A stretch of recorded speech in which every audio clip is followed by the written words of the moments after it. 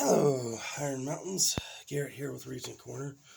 First of all, I apologize for my voice. I'm kind of got a bit of a cold the last couple of days, so that's also part of why the video is a little bit late. But as promised, we're going to be doing how to make a basic dice bag. So I just have some cheap leather here I got for free, so that's where we're going to start here. So with this, because we only have so much leather, the first thing we're going to use is we're going to start with a 7-inch dinner plate. I would not go, it's going to make a very small bag, but it'll show fine for this purposes of this video. No, come on. No, my lead inspector came to interrupt. Surprise inspection. Oh, no, I'm out of it. Okay, I'm focused. Come on, not now, Mochi. Cats. So anyways, this one happens to be a 7-inch. You can also use a dinner plate. You can use any size round plate you want, or round anything. I wouldn't go bigger than 12 inches. It just gets really big and bulky and kind of crazy, and I don't like them much. My dice bag's that crazy big. So with that, we're going to start right here. I'm sure we got a good video there. So we're just going to trace. I'm using not a magic marker, permanent marker. Actually, you want to use, depending on the color of your leather, you might want to use black, you might want to use a silver one. But that's going to give you a nice line there that you can see. Next thing we're going to do is we're going to use my wing divider. And we're going to use that to mark the holes. And once again, I like mine about 1/2 inch to 3/4 of an inch in. And then I'm just going to relocate. And I'm just going to mark those holes. Making sure that you kind of try to keep even as much as you can. Now, you notice I like to do this all before I cut my leather. I don't like to cut the leather out. This is some of the shiniest leather I've ever used. I like to cut everything out just because it just holds everything in place better than if I'm trying to cut this out and then do everything. It makes it a lot harder, in my opinion. So I generally don't cut my leather. Let me rotate this around, make it a little easier for the camera to see. That way I have everything set. And I'm just going to keep walking this around.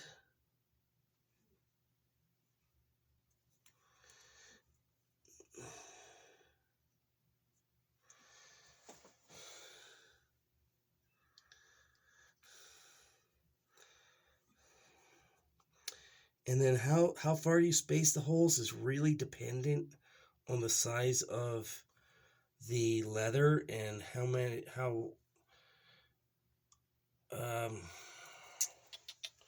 what's the word for it?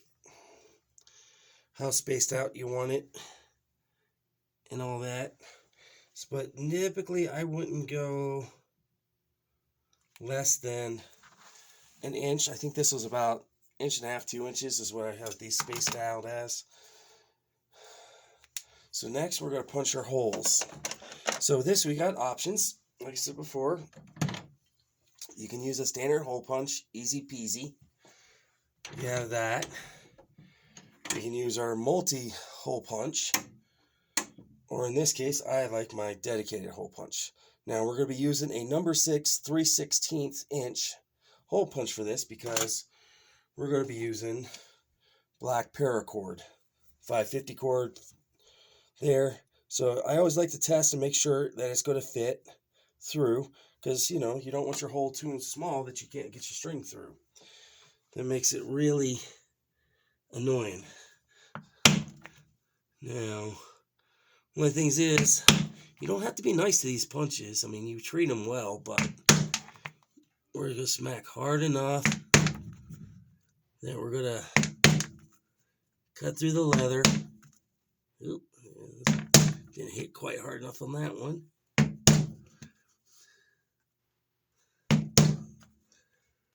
Yeah, I like to double tap all mine.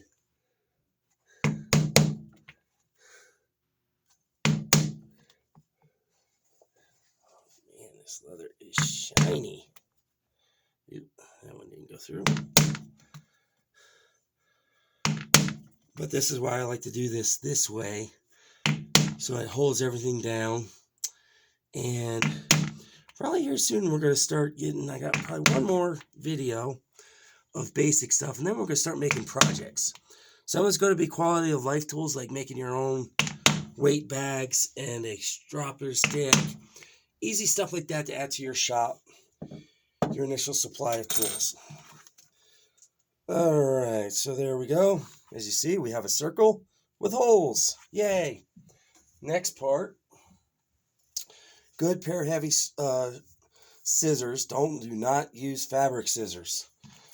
Okay, I know every seamstress and tailor out there would kill me if I told you to do that. So do not, on the pain of death, use your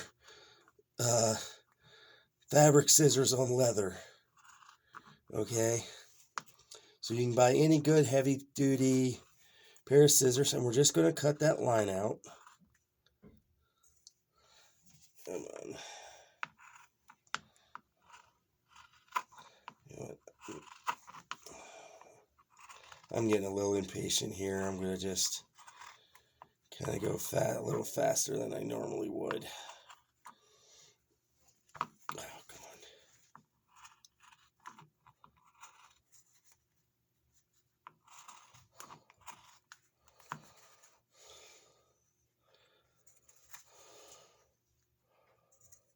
And you're just going to use where you trace the hole, where you traced over your circle pattern. Like I said, it can be a dinner plate, it can be anything round to whatever size you want. This is probably going to be the smallest I would want to use, just because it's going to make such a small pouch. Alright, so now we're going to flip it inside out. We're going to take our paracord. You can also use leather, you can use string, you can use anything you want. It really is personal preference, what you have on hand. But paracord nowadays is just so cheap. There was a time where you had to actually know people where to get paracord. Now it's super popular, super common. And you're going to weave this, as you see there, we're just going to do a run and stitch. And we're just going to weave that in and out, back and forth. Now, how many holes you put in there, it depends on the size, depending on how big you want it. And then we may have to get creative at the end. Usually I try to get like an odd number of holes. That way I know my thing will be enough. So we're just going to keep going. Now, the other thing you can do with these, and I'll show you this in a minute, but I mean, you can obviously add grommets.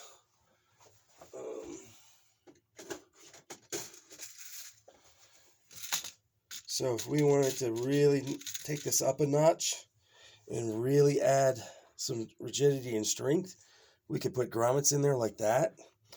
The alternating colors, silver, gold, or however you like. But you can add grommets. You can add leather to the face, which I'll show you kind of a demo on how to do that here in just a sec. Okay. Oh, so we're perfect. Oh, no, we're not. Yeah, I should have skipped that hole, but you're going to see the gist of it. Okay, we're going to cut that. Now that we've cut the paracord, another really important thing is you use a basic lighter. Now, when you're melting paracord, you want to touch it next to the heat. You don't want to put it directly over it. You want to put it next to it. And you're just going to melt it. If you catch it on fire, that's too hot. As you see there, I'm just whipping it really fast with my fingers. I just happen to be a former professional mechanic for over 20 years, so I really don't feel too much fire.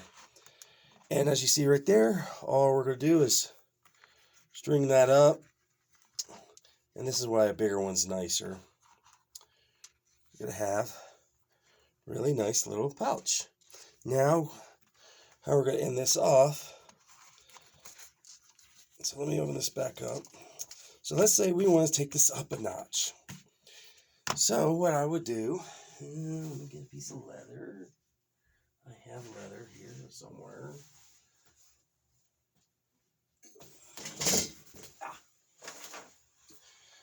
So I would just take a piece of leather, match it up to the ends, round it off, glue it on using contact cement, DAP, all-purpose contact cement.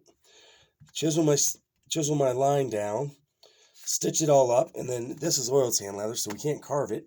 But if I had other leather, I could carve it and do all kinds of fancy stuff to it.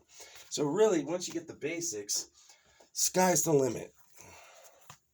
So now we're going to go back, and we're going to go ahead and close this up. So for the drawstring ends, you have options. One right here is a very easy to make one. It's literally just a piece of leather with a round corner, and you would just, let me make sure you see that on the video. Sit there, punch, take your 3/16 inch pole, punch 2 holes, die it however you like, and then you can just run that right on through. And then from there you can tie a knot depending on how, put a knot here somewhere, depending on how big you want to open the bag, so that way it doesn't come off. Then if you want, you can even add beads and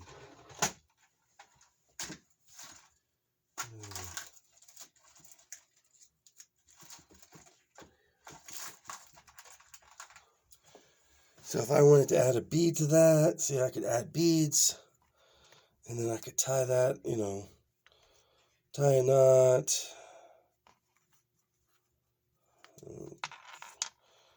This way, tie the knot where I want it. Put a bead on. Oh, sorry. Put a bead on it. Tie it off again.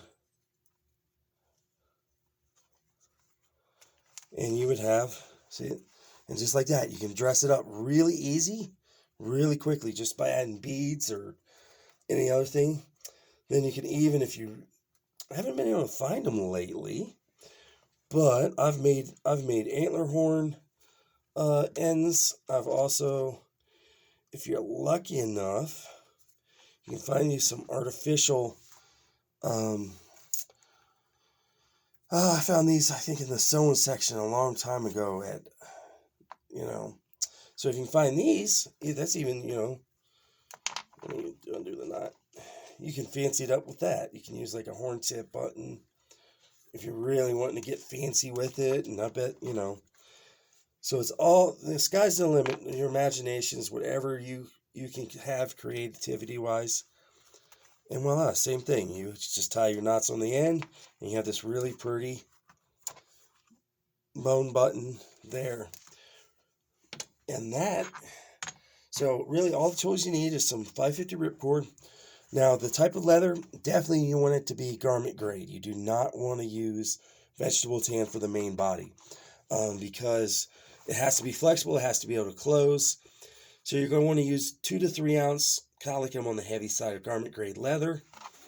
Then if you want to add the fancy top to it, then yes, you would go ahead and use like 4 to 5 ounce. It would be the vegetable tan would be the thickest. I would go with that. So leather, some paracord, scissors, some kind of punch tool, obviously a hammer, lighter and pair of scissors, and a thinner. So all stuff you should already have. And as you see, this is, it's a very quick and easy project. And like I said, and this just teaches you the basics. From here, we can do all kinds of creative stuff with it. You can add stuff. You can add things to it. You can add belt loops. You can add all kinds of stuff. You can make it bigger. You can make it smaller.